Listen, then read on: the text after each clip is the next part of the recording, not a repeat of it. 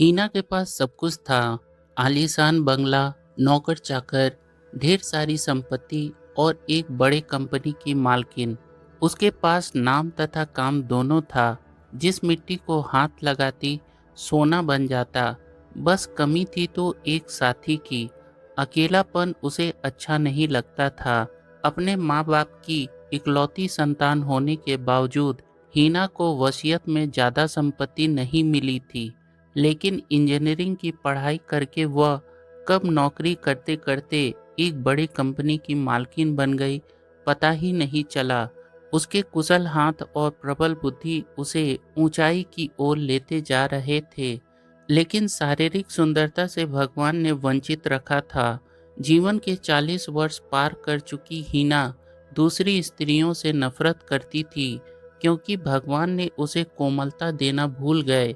एक दिन ऑफिस में एक नवयुवक हाथ जोड़ता हुआ हीना के पास आया और कहा, मैडम मुझे जॉब की बहुत ज़रूरत है। मेरी माँ का अभी निधन हुआ है। घर में और कोई नहीं है।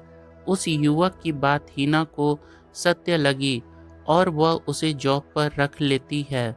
लेकिन घर आने के बाद उस युवक का चेहरा हीना के आंखों के सामने बार बार आ रहा था।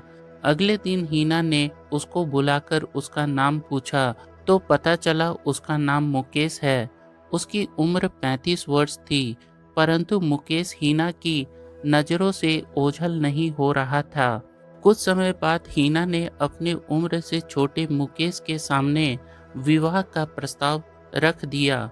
मौजूदा हालात को देखते हुए मुकेश ने भी विवाह के लिए तैयार हो गया।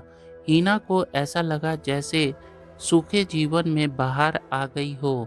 विवाह के बाद हीना ने बरसों से दबी अपनी इच्छाओं को साकार करने के लिए बाहर जाने का प्रोग्राम बनाया। मुकेश भी कष्ट भरे जीवन से लड़ते लड़ते मानो सुख के सागर में आ गया हो।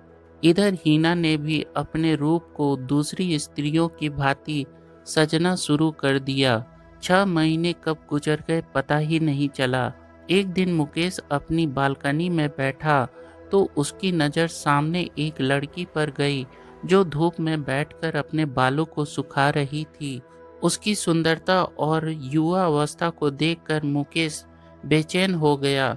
इधर हीना की ढलती जवानी उसे अब अच्छी नहीं लग रही थी। एक दिन हीना को कंपनी में काम से बाहर जाना पड़ा। अचानक दरवाजे की घंटी बजी तो सामने उस सुंदर चेहरे को देखकर मुकेश हक्का बक्का रह गया। मुस्कान नाम है मेरा, मुझे दही लेना था आपके यहाँ से। मुकेश मुस्कान को एकटक देखता रहा और कुछ समय बाद उसने दही लाकर दिया। मुस्कान और मुकेश दोनों एक दूसरे को अपना परिचय देते हुए कुछ समय बाद फिर दोनों एक दूसरे से मिलने के बहाने ढूंढने लग गए और दोनों के बीच आकर्षण बढ़ने लगा। दोनों के बीच हंसी ठिठोली होने लगी थी। एक दिन अचानक मुस्कान ने मुकेश से कहा, तुम मुझे अच्छे लगते हो। मुकेश ने मुस्कान से कहा, मैं शादीशुदा हूँ। लेकिन उसके अंदर का कमजोर पुरुष उसे मुस्कान की ओर आकर्षित करने लगा। मुकेश और मुस्कान दोनों अक्सर मिलने लग गए। एक दिन हीना कंपनी के काम से बाहर गई थी। मुस्कान मौका देखकर मुकेश के पास आ गई। अचानक दरवाजे की घंटी बजी। सामने हीना को खड़ी देखकर नौकर ने पूछा, अरे मेम साहब, आप एक दिन पहले ही आ गई। हाँ रामू, मीटिंग कैंसिल हो गई थी, इसलिए मैं जल्दी आ गई। रामू ने तुरंत ही हीना को मुस्कान के अंदर होने की खबर दी। हीना नौकर रामू को शांत करते हुए तुरंत घर से बाहर चली गई। हीना की अनुभव नज़र सब समझ चुकी थी, लेकिन वो मुकेश से सच्चा प्यार करती थी और अपने प्यार को बदनाम नहीं करना चाहती थी। अगले दिन हीना समय से पहले ही घर आ गई और उसने मुकेश के सामने ऐसा व्यवहार किया जैसे उसे कुछ पता ही नहीं। एक दिन हीना और मुकेश दोनों बैठे थे, तभी मुस्कान का फोन आया कि मेरी तबीयत सही नहीं है। हीना भी मुकेश के साथ मुस्कान के घर चली गई। दोनों मुस्कान को हॉस्पिटल ले गए वहाँ पता चला कि मुस्कान माँ बनने वाली है। मुकेश के चेहरे की रंगत उड़ गई तो हिना ने मुकेश से पूछा, तुम इतना घबरा क्यों रहे हो? मुझे सब पता है, तुम परेशान मत हो, मैं कोई उचित हल निकाल लूंगी। हिना की बात सुनकर मुकेश हैरानी से हिना को देखने लगा। उसकी नज़र शर्म से झुकी जा रही थी। वो कुछ कह ही नहीं पा रहा था।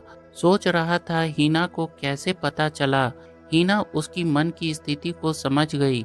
फिर उसने सब बताया कि रामू काका ने तुम दोनों के बारे में पहले ही बता दिया था।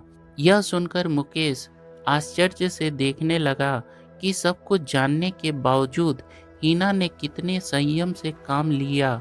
वो हिना के पैर पकड़ना चाहता था, लेकिन हिना ने उसे गले से लगा लिया और कहा कि इसमें किसी का कोई दोष नहीं है, सब परिस्थिति का खेल है।